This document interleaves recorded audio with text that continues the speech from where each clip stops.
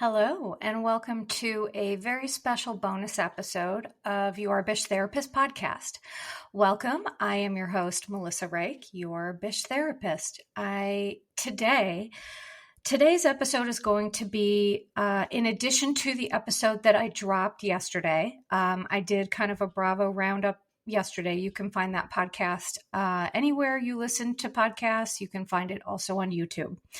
But today I felt compelled to talk a little bit about the events that have been going on with Shannon Beador. A lot of people reached out to me after news broke about her DUI or DWI. It depends on what state you're in, by the way, but DUI and DWI just means you're driving while intoxicated or under the influence. Those terms are synonymous. But I really, as a therapist who has a history of primarily working with people with addictions in inpatient settings and outpatient settings and things like that, I really felt compelled to talk a little bit about substance use across reality TV and specifically the Real Housewives franchises. I think that, alcohol has played a really significant role, especially as of late, with Housewives and on reality TV. And a lot of people just reached out to me, with concerns and things like that. So I just wanted to take the opportunity to give my clinical interpretations on this and, my opinions. And also the one thing I will say is, being a therapist does not preclude me from having an opinion. So just because I'm a therapist doesn't mean I'm a robot, and it does not mean that I, am not a human with thoughts and opinions. So, if you're looking for a completely clinical view, maybe other people focus on that, but I am a human and my views and opinions are part of what makes me me. So I just wanted to say that. So for people who are listening to this that are new listeners, I want to restate my credentials because for people who are listening to this, there are so many people talking about this. There's lots of podcasts. And so I want to answer the question of why should we listen to this and what do you know about anything? So I have a bachelor's degree in psychology from Penn State University, and I have a minor in sociology. And sociology is essentially just the study of groups. So clearly I'm fascinated by human behavior. And I got those degrees in my undergrad. I worked after my undergrad graduation in an intensive residential treatment facility for teenage girls to get real world experience before I went into graduate school. So I worked for a year and a half at a place called Kids Peace. Shout out to anyone who's worked there or knows Kids Peace or has been there, what have you. And after that, I got my master's degree in clinical psychology from LaSalle University in Philadelphia. Following that, I did 3,000 hours of practical experience in the field while working and receiving supervision. After that, I was able to get my license in the state of Pennsylvania, which is where I live. And I've been in the field for over 22 years. I have worked in an inpatient residential treatment facility for both mental health and drug and alcohol and addiction.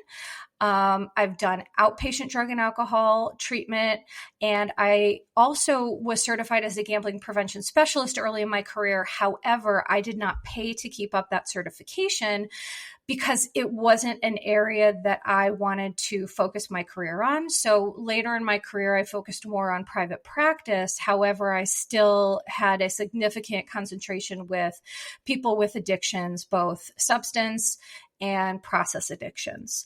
So today what I'm going to talk about is there's the situation that's been going on with Shannon is so nuanced. And just as addiction treatment is so nuanced. There's not a one size fits all approach for everybody. And I, think it's important to state that. So what I'm going to do is I'm going to talk from a clinical perspective about substance use on a spectrum, how how I clinically interpret problematic substance use. And I'm also going to share information that has come out since the announcement about her DUI. So specifically, Two Teas in a Pod discussed it. Teddi and Tamra discussed it. And I was really interested to hear from Tamra because, she and Shannon, they're the Tres Amigas. And, so I'm going to share a little bit about what they said. Shannon's attorney also released a statement. I will release that. And then the last thing is that Jeff Lewis, who is friends with Shannon, he posted on his he talked on his SiriusXM radio show about Shannon. He gave he made some announcements and he made some statements that I'm not sure if, I assume that he got Shannon's permission to do that because Jeff does take his friendships pretty seriously. But I'm going to talk a little bit about that because there was something said that I just could be a little bit dangerous. And I just wanted to draw awareness to that. Then I'm going to talk about the macro issue and the micro issue of addiction. So macro meaning on a bigger level, on a societal level, talk about some societal mores around alcohol. And at a micro level, I'm going to talk about what I've seen from Shannon and on some of the other Real Housewives shows. And then lastly, what I'm going to do is I do want to use this platform for good. I am not here to talk smack about Shannon. I am not here to be the judge and jury. I am here to lead with love and respect and use my platform to just provide a little bit of education where I can.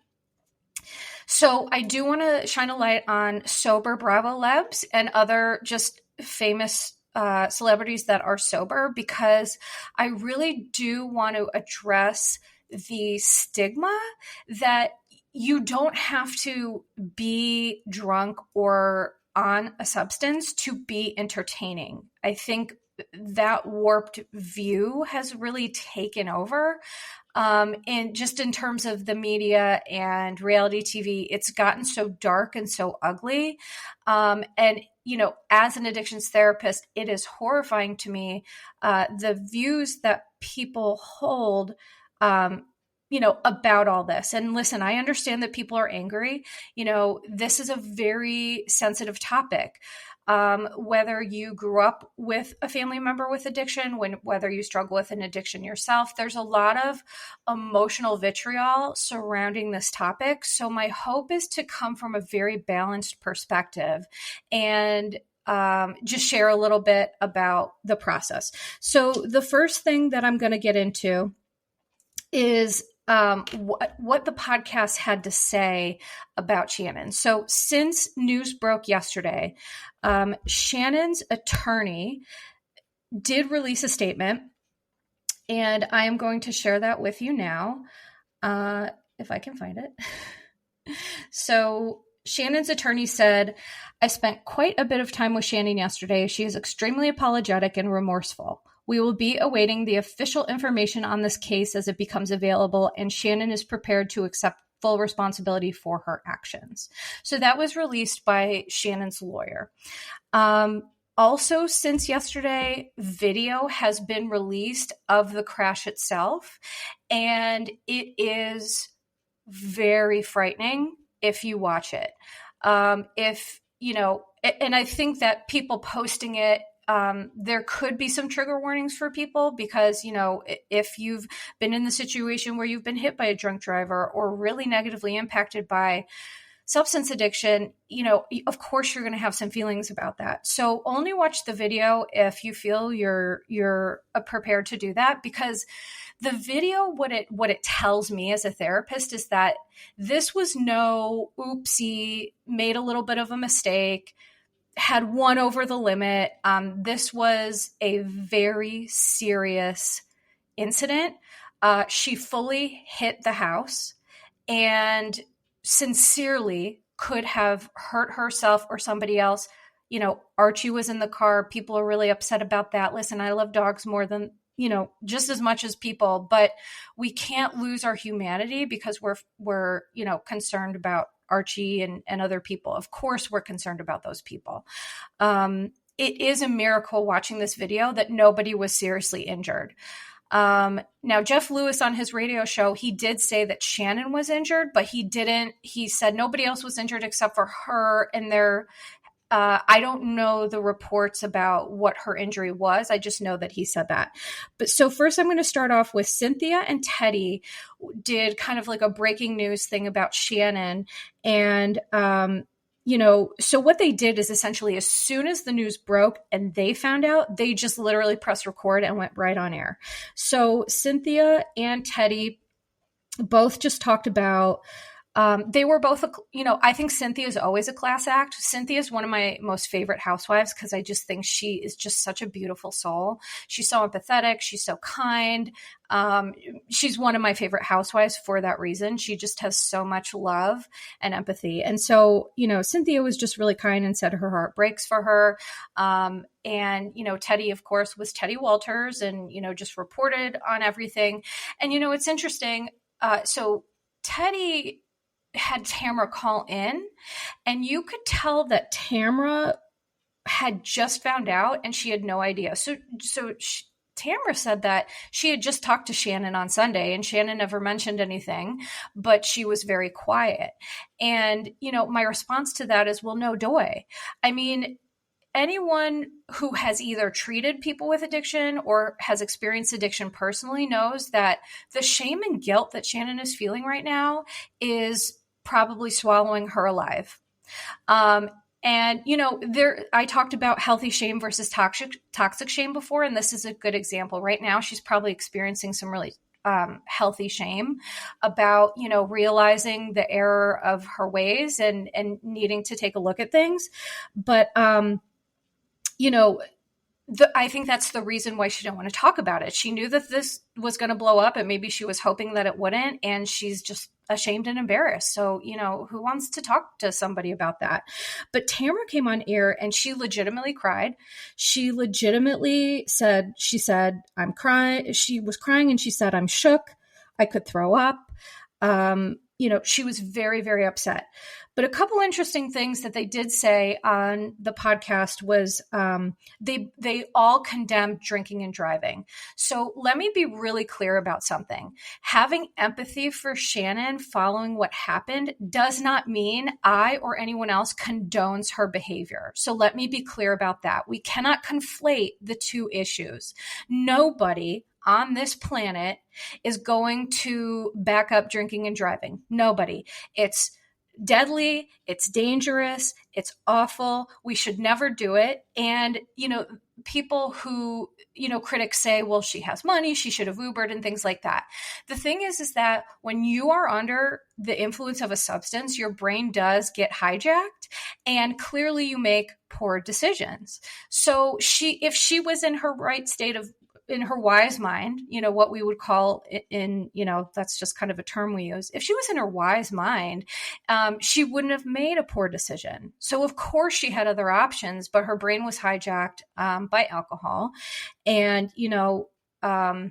obviously she really has to look at that. The one thing Tamra said that was super interesting is that, her and John had been on and off. So what was apparent to me as a therapist is that Shannon's relationship with John, on the show was not good. Shannon didn't want to talk about it because who wants to talk about stuff that makes them look bad or makes them feel bad? And her and John broke up after the season. However, they were clearly back doing something, whatever you want to call it. Again, Shannon kind of used semantics to skirt the issue of they're not together, but Tamra admitted they were off and on. So, sometimes you break up, you love someone, you try it, you don't, you try it, you don't, the pause, the off pause, and the whole process can get extremely toxic. And the reason for that is the definition of insanity is doing the same thing over and over and expecting different results. So sometimes, unfortunately, love is not enough. And it seems like Shannon's relationship is certainly part of her bigger issue, right? So Tamra did kind of confirm that her and John were off and on. And Tamra says that Shannon's mental health has been poor. As an observer, again, I would say no doy to that. It is no secret to people watching that Shannon is miserable and she is unhappy. And, quite frankly, I have empathy for Shannon because what I feel is happening is she's now an empty nester. Okay. So all of her kids are out of the house now. And, in college, she isn't thrilled with the relationship that she has with John. Clearly, he's not meeting her needs, from Shannon's own mouth. I think she's feeling unloved. I think she's feeling unsupportive.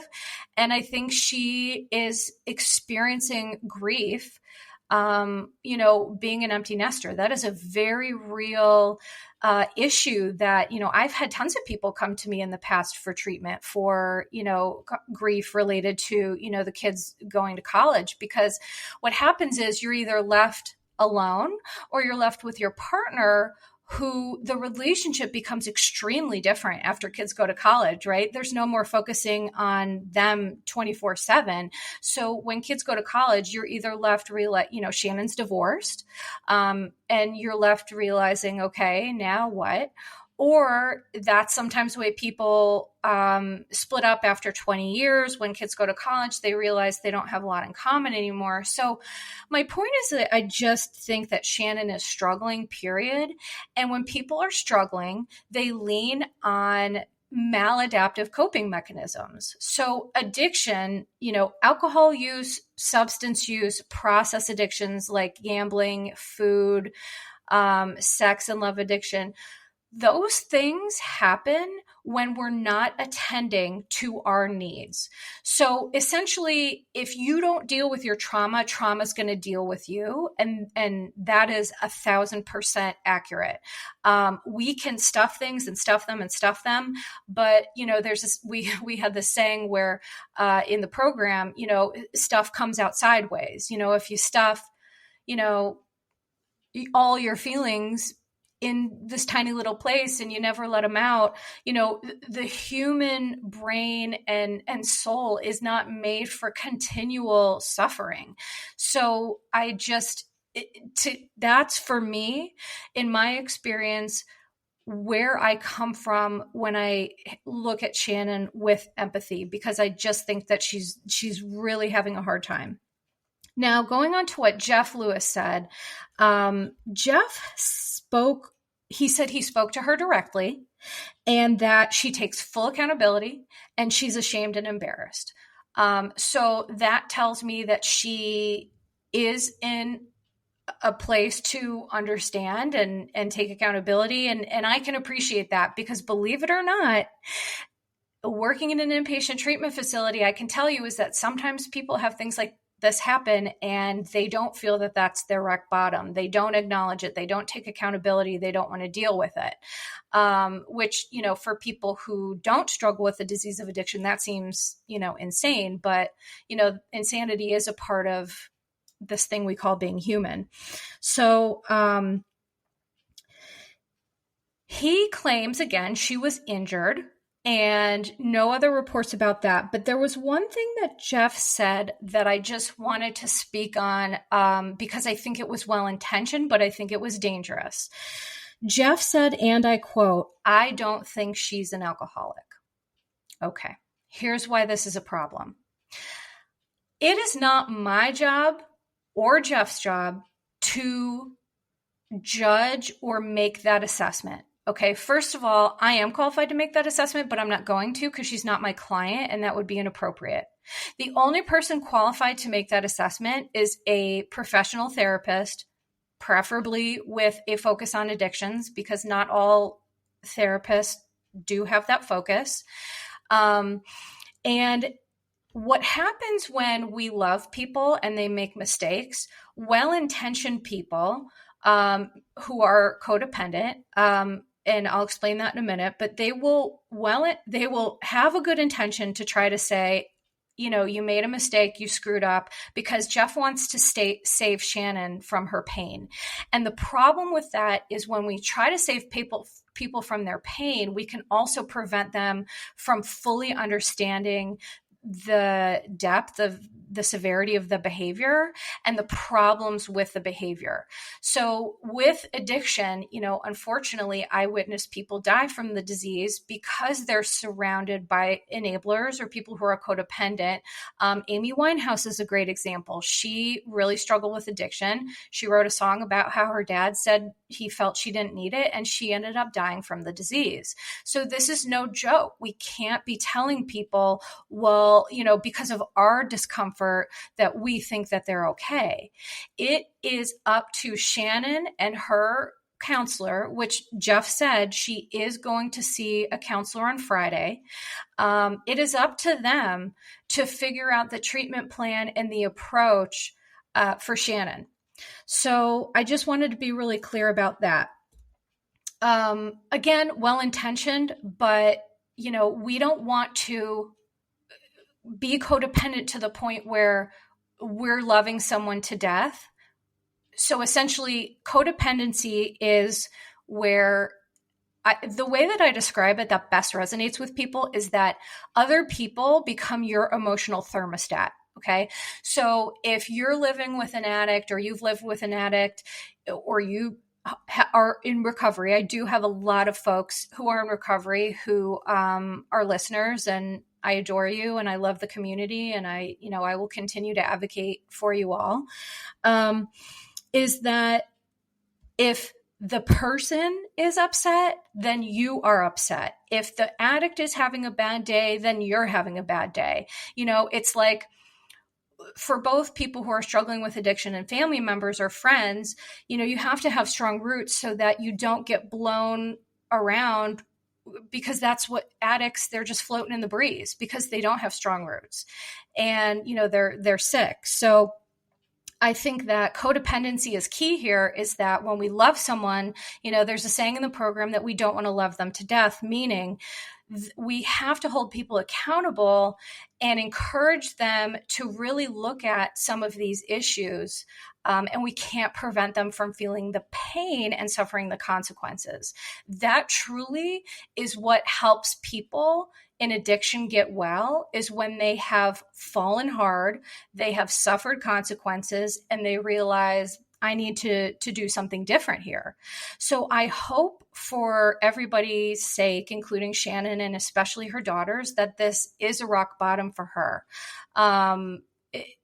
Again, I've worked in facilities where I've seen people get a DUI and it's not their rock bottom. I have seen people be in a coma and come to treatment, and that's not their rock bottom. I understand that is a hard thing to wrap your brain around, but ultimately, people don't change until they want to and they're ready to. And so with the disease of addiction, I'm going to talk about, for people listening to this who, what are some criteria? I mean, I'm not going to go over the full DSM because I'm not teaching a class, but I'm going to talk a little bit about how do you know if there's an issue, and then, what are some resources and some things that you can do. So in the DSM, there is a substance-related and addictive disorders chapter. Well, they're not called chapters, but for lack of a better term. So what you can have an addiction to: alcohol. There are tons of things in the DSM: hallucinogens, opioids, even caffeine, which I know wigs people out, but caffeine addiction is real, and it is in the DSM. So the main things that you want to look at in terms of, do I, or maybe does somebody else that I love have an issue? There's a couple of major tenets to that, which is an inability to cut down or control substance use or drinking, cravings and tolerance. So needing more and more of the same substance to experience the same euphoric effect. There is a tolerance over time, and especially with alcohol. Also, to be clear, alcohol is the only substance that can kill you when you're detoxing from it. if you don't detox properly, it can be deadly. Other things like opiates and, methamphetamine, stuff like that, you're going to feel like you're going to die, but you're not going to. Alcohol is so incredibly dangerous, when you're detoxing. So if you, are looking to do that after years of drinking, I give you a lot of credit, but you need to get some assistance around that for your own well-being. There's things that can happen like delirium tremors, and it's awful. I've witnessed it, and it's just so hard to watch.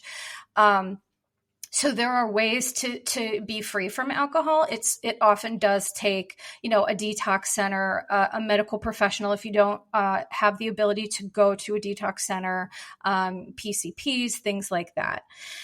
The last major tenet of, how do we know if something is problematic is we experience negative consequences with our home life, with our work life, and with our social life. So, again, these are not all of the criteria in the DSM, but I just wanted to kind of break it down in a way that makes sense to people about, where's that line? How do you figure out when alcohol use becomes problematic? And the other thing I want to say about that is, for me, I look at everything, including addiction, on a spectrum. Okay. So on one side of the spectrum is recreational or casual social use. And then somewhere along the lines, it becomes problematic. And then all the way over here on this one side is active addiction, severely active addiction. Okay. So there's all these different continuums that people are on. And sometimes if people are quote unquote functioning, or they feel like they're functioning, it allows denial and minimization of the significance of their disease. So I hope that, for Shannon's sake, she, it sounds like there is some denial and minimization happening. Certainly there's been some denial and minimization regarding a lot of other things on Real Housewives. And, on that note, what I want to say too is that the irony is not lost on any of us that, yesterday in my podcast, I talked about how Shannon made some really horrible comments to Gina about CPS taking away her children following a DUI.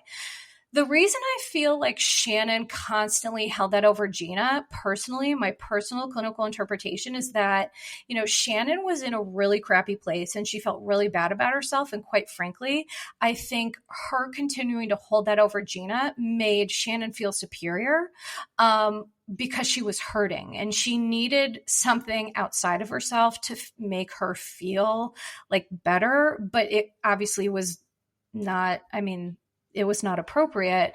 And, I do want to say that I think, people are hard on Gina, but she really was the bigger person yesterday. She could have come out and said XYZ, but it does take a big person to, say, I've been there too, and I'm not gonna run you all the way down here.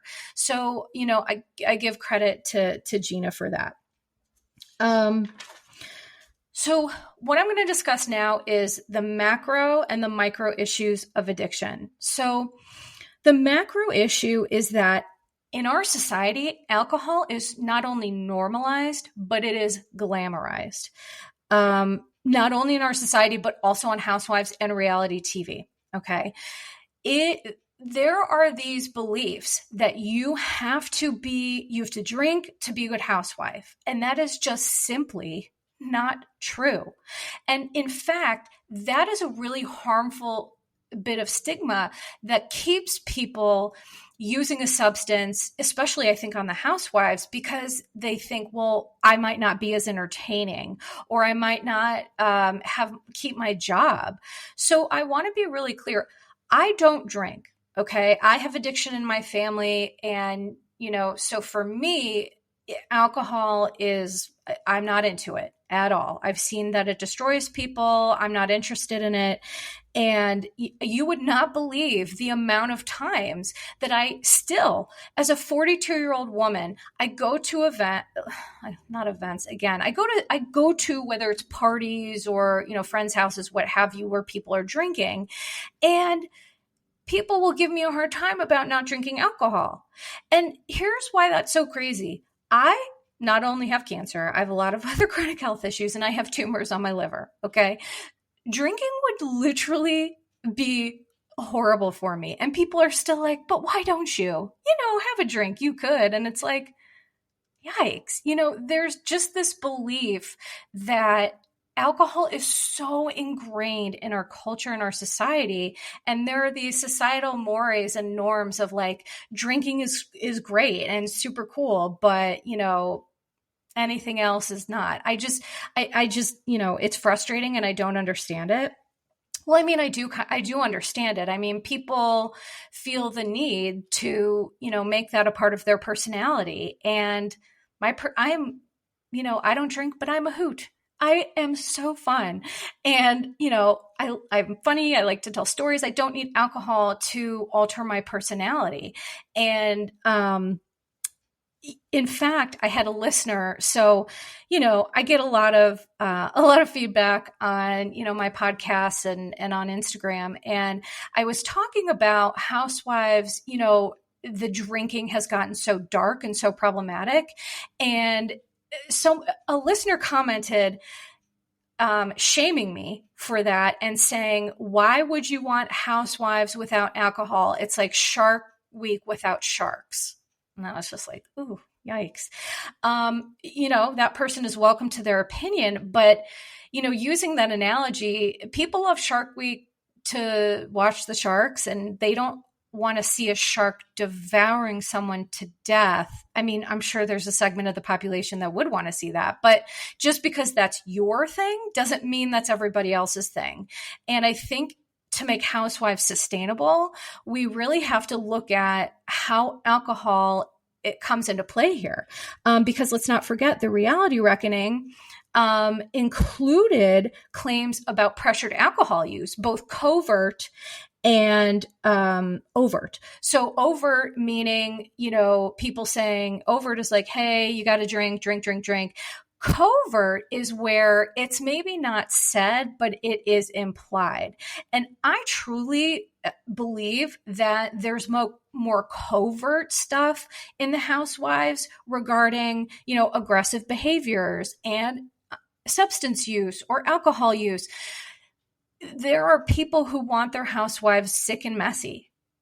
I'm just going to say it. And I personally don't like seeing that. I think that, sure, fun shade and fun mess and light, drama is great. But when we're talking about people's livelihoods and their lives, that's when this can take a darker turn. And I think it doesn't serve the original purpose that Housewives was intended to serve. Let's not forget, in the beginning, it was sky tops and bad fashions, and people really shared their stuff.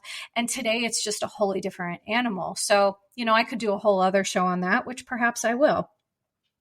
So before I talk about Shannon in particular, I want to talk about, again, reiterate, addiction treatment is incredibly nuanced.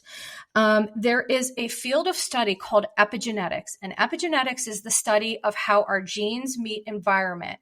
So essentially, there is scientific research to support that there are genes that create addiction. There is genetic involvement. However, there's genetic involvement at a DNA level, but there's also the expression of the genes based on behavior, environment, and triggers. So it's a very complex topic of epigenetics. And I'm certainly not an expert.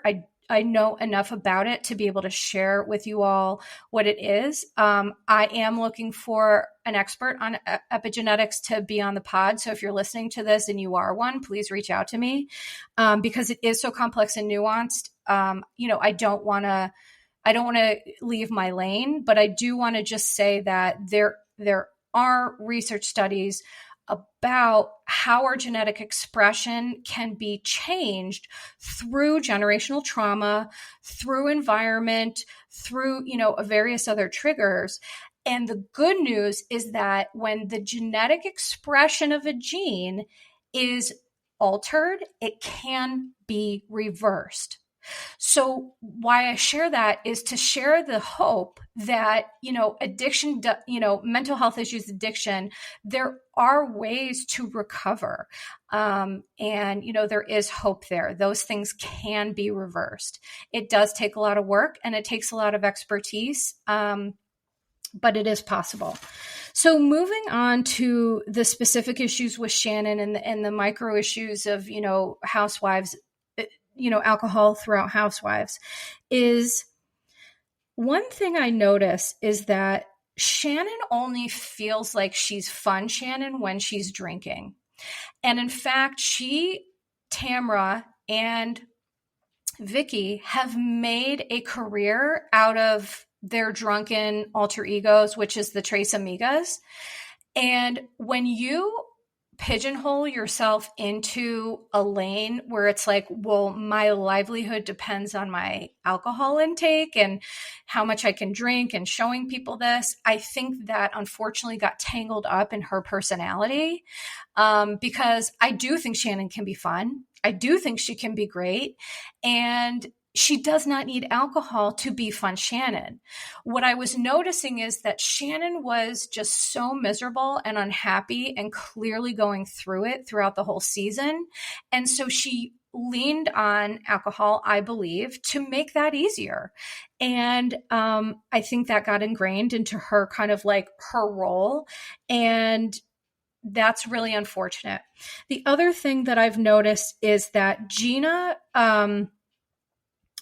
Shannon projected her stuff onto Gina.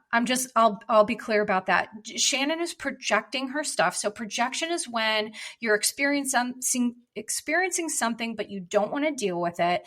And you're projecting your issues onto other people. So the treatment that Shannon has been giving Gina, I believe, is just her own, Shannon's own stuff. Gina is sober and, she had a DUI. She came back from that better than ever. She is a sober person now. I don't know if she works a program or I'm not sure how she maintains her sobriety, but I do know that she does. And I do know that that's important to her. So this is the one thing, as I mentioned, that Shannon could hold over Gina that made Shannon feel superior in my estimation. And, I think that Gina has gotten far too much hate because any one of us, I think, would have really had a hard time with how Shannon was approaching Gina, especially the unkind comment about, having her kids removed. Now, obviously, that comment is, I'm sure, rattling around in Shannon's head because now she's in that same situation. So, that's just very interesting. The last thing I want to say about Shannon that I've noticed is the last episode in Mexico when Shannon did start opening up about some of her relationship issues with John, which good. But, I think keeping it in and trying to say, we're fine, it takes so much more energy than to just talk to your friends and say, this is what's going on. But not all of us are on national TV. So, I understand also why she didn't want to do that. But what became really evident to me is that Shannon was making so many negative comments about her weight. And, just talking about how being 15 pounds heavier, she didn't want to be in a bathing suit. She was embarrassed. And I get so upset and so frustrated because our self-talk and our self-esteem is so pivotal in having strong roots. 15 pounds doesn't make you an unworthy piece of crap. Women especially, we are so hard on ourselves about our bodies and about our weight. And listen, that's also a societal norm to shame women for not having the perfect body or whatever, blah, blah, blah. It's just bullshit. So if, And listen, I'm guilty of this too. As a cancer survivor, I have scars from head to toe, big ones, huge ones. It looks like I've been bitten by a shark. So I've worked hard to make sure I don't equate my value with my changing body. Our bodies as women, as we get older, they change. There's hormonal changes, stress changes things, and mental health issues. Our body feels that. Mental health issues are real, but we do experience them somatically within our body.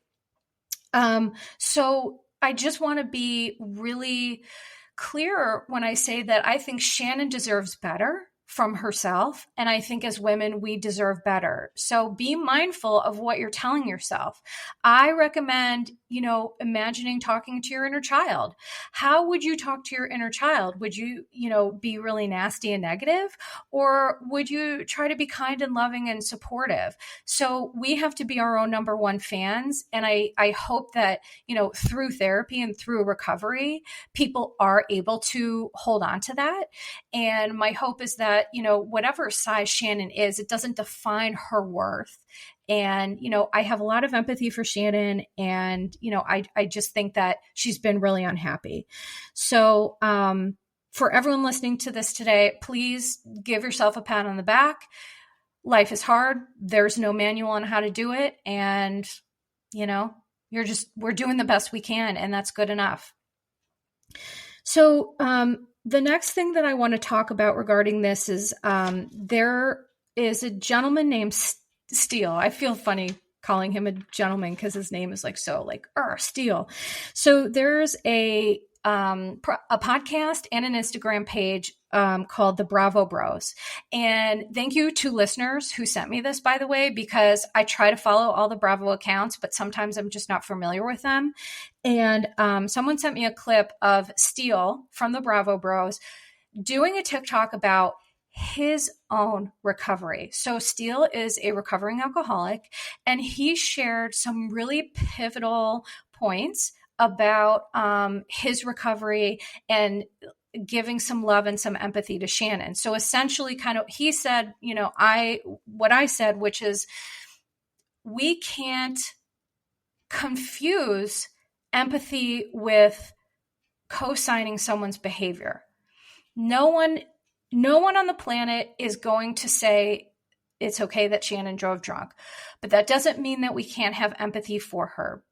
So he talked from his perspective, which, I'm not in recovery. I just don't drink. So I encourage everyone to listen to that because it was really special for him to put that out there. And, there's a link to it on my Instagram page as well, because I think it is really important that we hear from people in recovery about this topic. So the last stuff that I'm going to talk about is, as I mentioned, for people who are interested in learning, I'm going to share a theory by Prochaska and Di Clemente about the stages of change. So the stages of change, it's 5 stages that essentially gives an explanation of why do we do the things we do and how are we ready for change? How do we go ahead and say, what, I'm going to make a change. And, there's these kind of, it's not linear, but it's a 5-step process. And I just wanted to share it with folks who are interested in this part of it. So the first stage is pre-contemplation, which is denial. So pre-contemplation and denial is where people, for example, if Shannon had walked away from this and said, it was just a bad night, I'm fine. Well, that would be denial and pre-contemplation. Contemplation is you're not ready yet, but that you're starting to think that something needs to change, but you're just not ready to take action and do it yet. Some people can be in that stage forever. For years, forever. And, and that's sad too, because we all as humans deserve to be happy, and recovery is a gift, that allows people who are essentially tortured, their souls are tortured, to be well.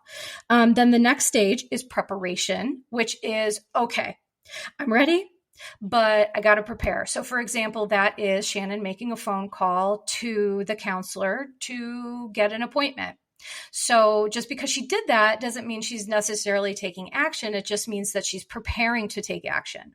The fourth stage is action, which is where the change in behavior comes in. And this stage can, again, take a really long time because changing our behavior is hard and it is not for the faint of heart. It's the hardest work that you'll ever do in your life. But as someone who's done really hard trauma work, I promise it's worth it and you'll survive and you'll get through to the other side. The fifth stage is maintenance. So once you've changed your behavior, there's things you constantly have to do to continue to maintain the success, the sobriety, the recovery from trauma. For example, I go to therapy once a week still. I see my own Bish therapist, and that is part of my maintenance. Now, these stages are not linear, meaning what people can relapse. So people can go through all the stages, they're in maintenance, and they have a lapse or they have a relapse. And then they kind of do it all over again. So healing isn't linear, recovery isn't linear. So just a quick note on that, and just try to be easy on yourself. All we can do is try to do our best and start again the next day. I do want to shine a light on some sober bravolebs and celebrities, because I think that, going back to my previous point, we do not have to continue this sick relationship with alcohol to be entertained. We don't. And here's proof of it. So I'm going to name some folks who are sober and talk a little bit about that. So the biggest one is, Luann de Lesseps.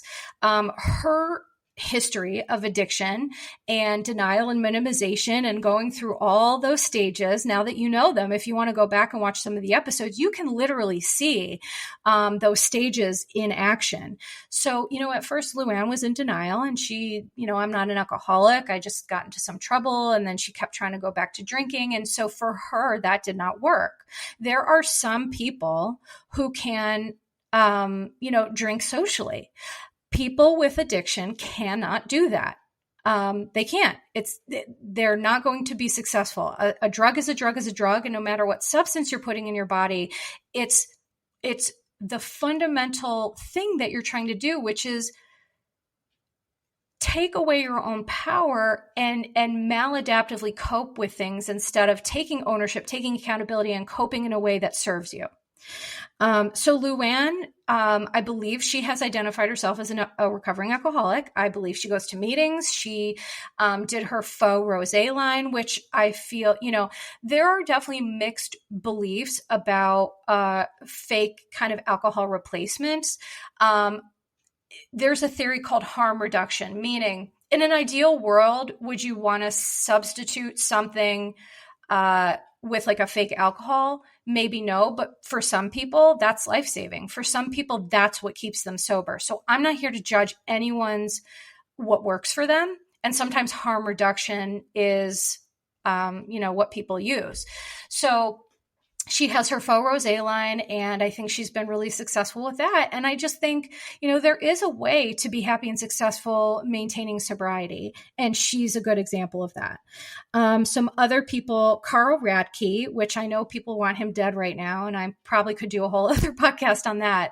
But Carl's brother died of, an overdose, and he decided to get sober. I know there's a lot going on right now, and I can cover that in another podcast, but to lose a family member from, addiction and to take, ownership of that and, take an assessment of what's happening for you, I think is amazing. Captain Sandy Yon. Captain Sandy, love her. She's been in recovery for a long time. Lala Kent. People have a lot of different feelings about Lala, but I think that she is a really strong woman. I think she has dealt with a lot with her ex. She is doing a great job of being a mom and, doing Vanderpump Rules sober. Good for her. And she's an advocate for recovery and the 12-step program and all of that. While I'm on that topic, the 12-step programs are wonderful, but I also understand that they're not for everybody.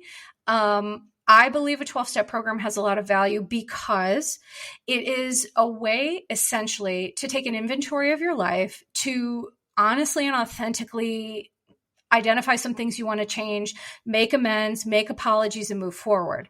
To me, there's just a process of personal growth in that is unmatched when I see people go through the program. However, if meetings and the 12-step model isn't for you, there are other ways to be sober and to recover. There are books, there are podcasts, there's, you can look up information on the internet. I mean, self-education is also super important. So no judgment there. I just speak from a background of knowing how 12-step programs work and seeing the wonderful benefits they've had for people. Another person is Leah McSweeney. Her alcohol fueled binges were featured on the show, and she went ahead, took accountability. She's in the program as well, and I think that was super brave of her. Candy Burris. So she's not an addict. She just doesn't drink. And the reason why I included her on this list is because Candy is a great example of someone who, like, you can be fun and messy and shady without alcohol. Because Candy is obviously one of, the best Real Housewives, one of, she's been around for so long, and, she doesn't need alcohol. So there you go. Kyle Richards also recently talked about getting sober. Her sister Kim struggled with addiction. I did an episode, by the way, about the Richards sisters, addiction within the family. I did an episode on that. It's in my link tree on my Instagram. And I've also done an episode on Kim Zolciak regarding gambling addiction and epigenetics and things like that. So if you're interested in those episodes, go ahead and look for them. Gina Kirschneider, as I mentioned, she, had DUI, woke up and, got sober.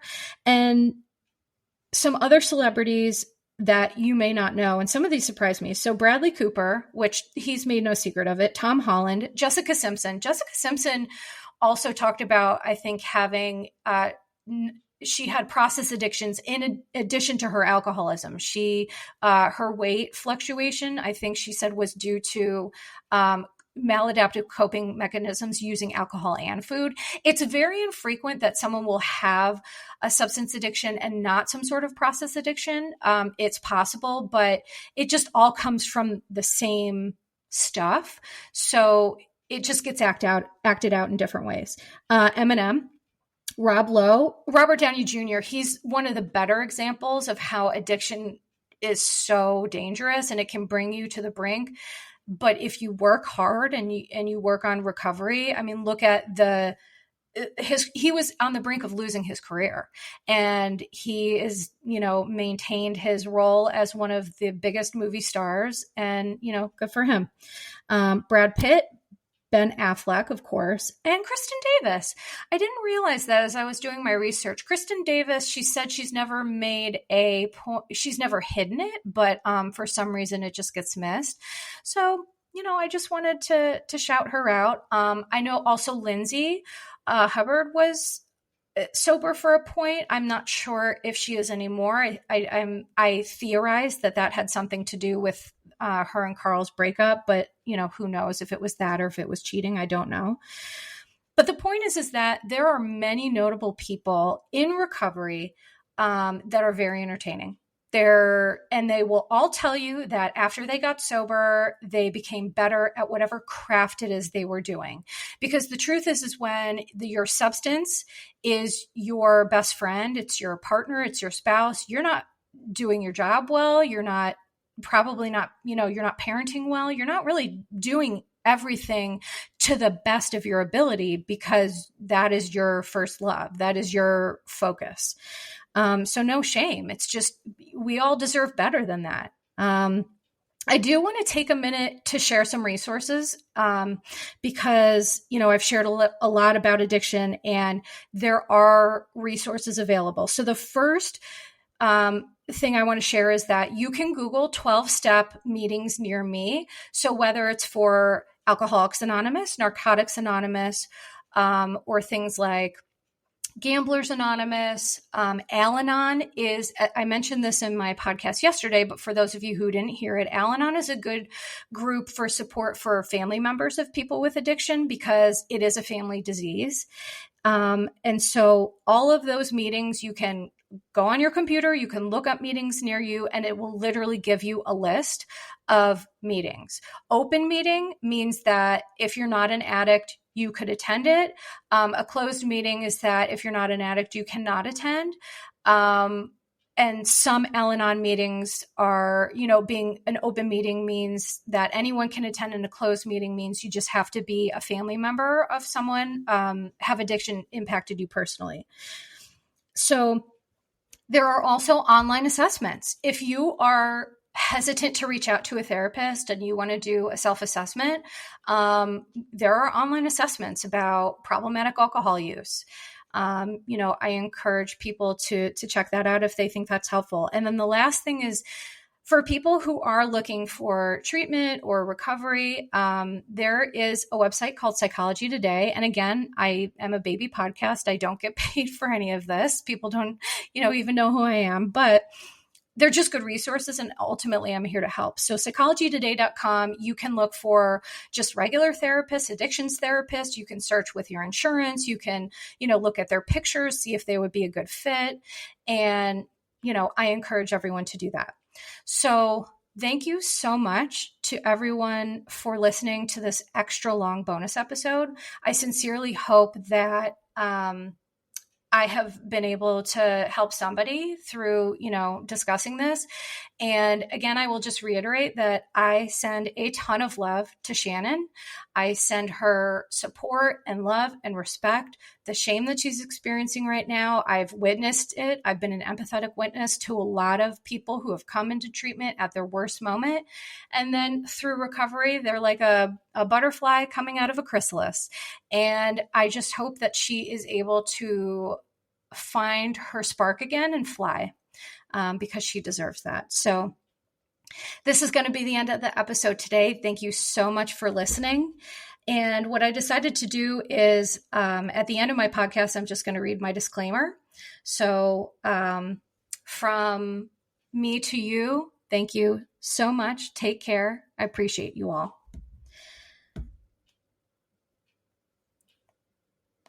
Posts are not intended to diagnose, treat, or provide medical advice. Your Bish therapist is for entertainment and informational purposes only. The podcast, my opinions, and posts are my own and not associated with past or present employers or any organizations, Bravo TV, Great Heart Productions, or any other television network. The information in YBT Podcast and on its social media is provided for general informational purposes only and is not intended to diagnose or treat. Please do not act or refrain from acting based on anything you read, see, or hear on Your Bish Therapist podcast or associated social media. Communicating with YBT via email and or social media does not form a therapeutic alliance. Melissa, operator of YBT, is unable to provide any therapeutic advice, treatment, or feedback.